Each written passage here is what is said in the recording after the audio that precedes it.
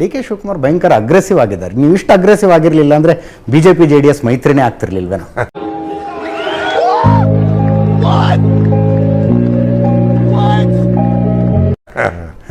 ಅದು ಕುಮಾರಸ್ವಾಮಿ ಅವರು ಹೇಳಿದ್ದಾರೆ. ಏನಂತ? ನಾನೇನು ಬಹಳ ಮೋಸ ಮಾಡ್ತಿದ್ದೆ ಅವ್ರಿಗೆ. ಅದೇನು ಮೋಸ ಮಾಡ್ಬೇಕು ಅಂತ ಕೇಳಬೇಕು. ಅದಕ್ಕೆ ಅವ್ರು ನನ್ನಿಂದನೇ ಅವ್ರು ಮೈತ್ರಿ ಆಗಿದ್ದಂತೆ.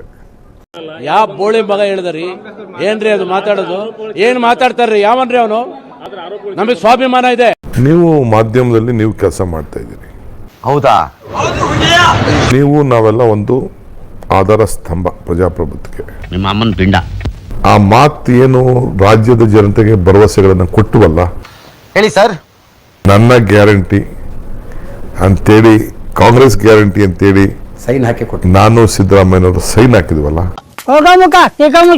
ಆ ಚೆಕ್ ಬೌನ್ಸ್ ಆಗ್ಲಿಲ್ಲ. ಜನರು ಕೂಡ ನಮ್ಮನ್ನ ಬೌನ್ಸ್ ಮಾಡಲಿಲ್ಲ. Beautiful, very good. ನಮ್ಮ ರಾಜ್ಯದಲ್ಲಿ ನಮ್ಗೇನ್ ಪ್ರಶ್ನೆ ಅಂದ್ರೆ, ನಾವೇನ್ ಮಾತು ಕೊಟ್ಟಿದ್ದೋ ಅದು ನಾವು ಮಾತು ಕೊಟ್ಟಂತೆ ಉಳ್ಕೊಂಡ್ವಾ ಇಲ್ಲ. ಇದು ಮತದಾರರು ತೀರ್ಮಾನ ಮಾಡಂತ ಒಂದು ಮೊಕ್ಕಕ್ ಮಂಗಳಾರತಿ ಮಾಡ್ದೆ ಬಾ ನೀನು ನಿಂಗಾದೆ. ನಾನು ಏನ್ ಮಾತು ಕೊಟ್ಟಿದ್ದೆ, ಸಿದ್ದರಾಮಯ್ಯನವರು ಏನ್ ಮಾತು ಕೊಟ್ಟಿದ್ದೋ, ನಾವಿಬ್ರು ಸೇರಿ ಪಕ್ಷದ ಪರವಾಗಿ 5 ಗ್ಯಾರಂಟಿಗಳನ್ನ ಕೊಟ್ಟು ಚೆಕ್ನ ಸೈನ್ ಮಾಡಿ. ಏನ್ ಬಾಳ ದಿನ ನಡೆಯಂಗಿಲ್ಲ. ಇದೇನ್ ನಡೀತೈತಿ? ಗೌರ್ಮೆಂಟ್ ರೊಕ್ಕ ತುಂಬಕಲ್ಲ, ಇನ್ನು ಬಂದ್ ಮಾಡ್ತಾರಲ್ಲ.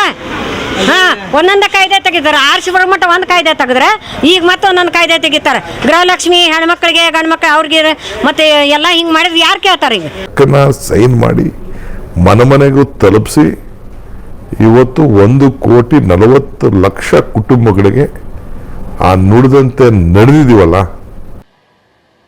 ನಿನ್ ಜನ್ಮಕ್ಕೆ ಹೋಗೋ.